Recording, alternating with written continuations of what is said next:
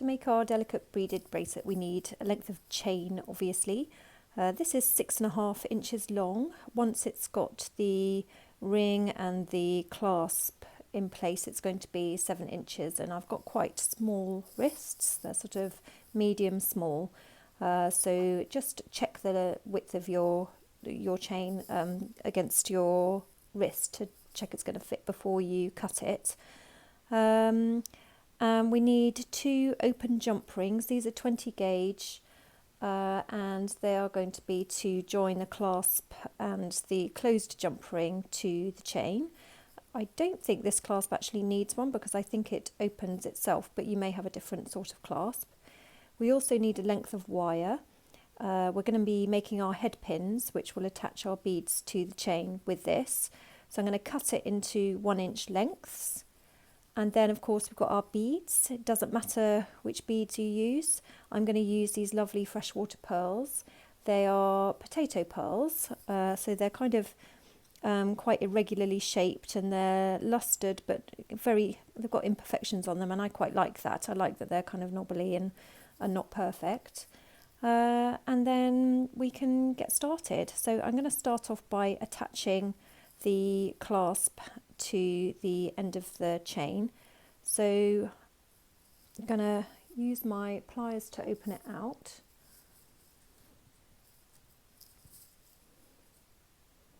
Because this one has a kind of, I can show you this, it opens out, but they don't always, so you can use a jump ring instead to attach it, which works in exactly the same way.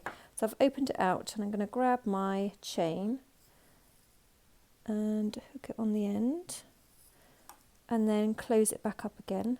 When I open my jump rings or this part of the clasp, I do it sort of like swinging open a door. So that's one end of the bracelet, and then for the other end I only need to use one of my jump rings, but for the other end I'll just take my jump ring and I'm going to use 2 pairs of pliers. If you've got 2 pairs of flat or chain nose pliers, you can use them, or you can use your round nose to do the other side, but it just makes it easier if you open it in this way.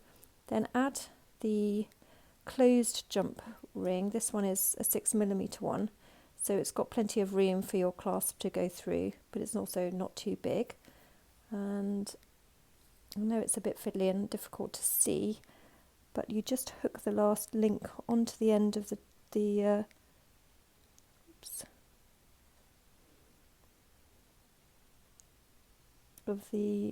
open jump ring. There we go.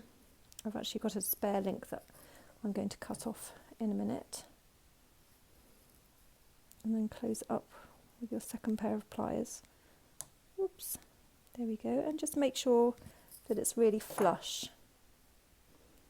So that's looking pretty close to me. You don't want any kind of gap because the chain links are so small that it might end up not being secure and actually falling off. So there's the kind of basic part of the bracelet finished, and now we just need to attach our lovely beads. So in order to do that, I'm going to cut some lengths of this sterling silver wire. I need no more than that. It's about 1 inch long. That's a fine size for what we're going to use it for. This is going to be the head pin. You may already know how to make hairpins, but I'm going to show you. I've actually got enough for a spare one as well. And so once you've cut your lengths, take your flat pliers. If you just take the end of the wire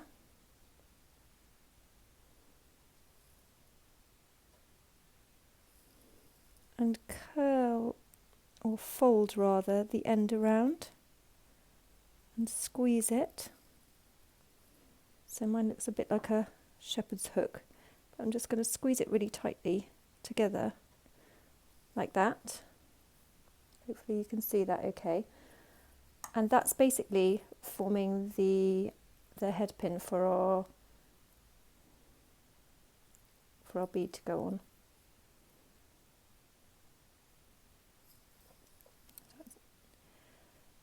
So I'll put my bead on. There we are. And the head pin is, because of the fold, it's not going to fall off. And then, because I've got 5 and it's 6 inches, I'm just going to start it half an inch or so in, and then I'll do them just over an inch apart, and they should be fairly evenly spaced. So I'm sticking the top of the head pin through one of the links of the chain, and then I take my round nose pliers and curve it round. So hopefully you can see that I've gone all the way round 180 degrees, and then I'm bending it back so it's sort of crossed over itself. But before I wrap it round, I'm taking my pliers off again, and I'm moving the chain into the end of the kind of circular loop that I've made, and I'm going to just secure it by holding it tightly in my pliers, and then I'm going to wrap the kind of tail end of the head pin around, which can be a bit fiddly. You can use your pliers to help you if your fingers are if it's too difficult just with fingers. There, it's a bit more solid, and I'm just going to wrap it round a couple of times. There we are. And I'm just going to use my flat nose pliers to tuck it in. You may end up with a little bit extra, in which case you can use your cutters to cut it off. But now I'm just squeezing with my flat pliers so that there's nothing sticking out. And now my first bead is attached. So I'll just show you that. And now I'm going to move along and do the same with each of my 5 beads. So I'll show you again. Take the very end of your head pin, or at the moment bit of wire, and fold it over. It's a bit like a shepherd's crook, and then squeeze it in so that it's properly folded right against it and it's not going to be able to come open. Then grab your next bead, whatever it may be, and put it on. You can also, before you attach it, just make sure that it's not going to come off. It depends on how big the hole on the beads are.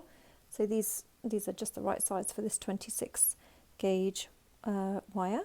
And then I'm just going to go here, just over an inch, measuring using my eyes. If you don't feel confident measuring with your eyes, you can obviously use a ruler. So I've curled it round again. I'm going to move my chain into the end. That bit's quite important. It will still attach if you don't do that, but it will look a bit strange because you have a loop on one side and a bead on the other. And then there, I think I cut this a little bit longer, so there's quite a lot spare. So this time I'm going to cut the excess off. Here we are. And then I'm going to tuck the little bit that's sticking out, because otherwise that might catch on clothes or on your skin. So there's my next one. And you can see on this pearl, it is very imperfect. It's actually been drilled so that the head pin is on one side of it, but I don't think that matters at all. That's the nature of using natural things, I think. So it's starting to take shape. Now I'm going to make my next head pin by curling it and folding and squeezing. Oops. There it is. Make sure it's secure. Get your next bead.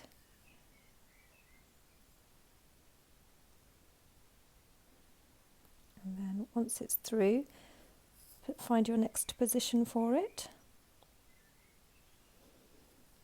Put it through the chain and again make a loop.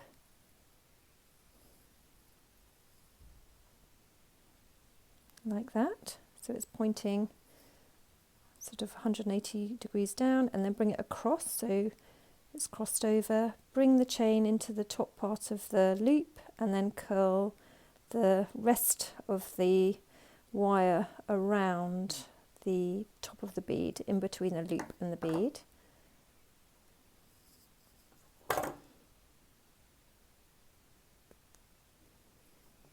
chop off any excess. I've got excess again on this one. Oops.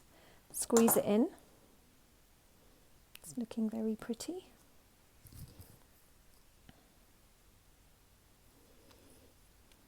Okay, another one. So taking your head pin once more, fold it over, squeeze it so it's not going to come adrift. Take your next little pearl or whatever bead you're using, pop it onto the head pin,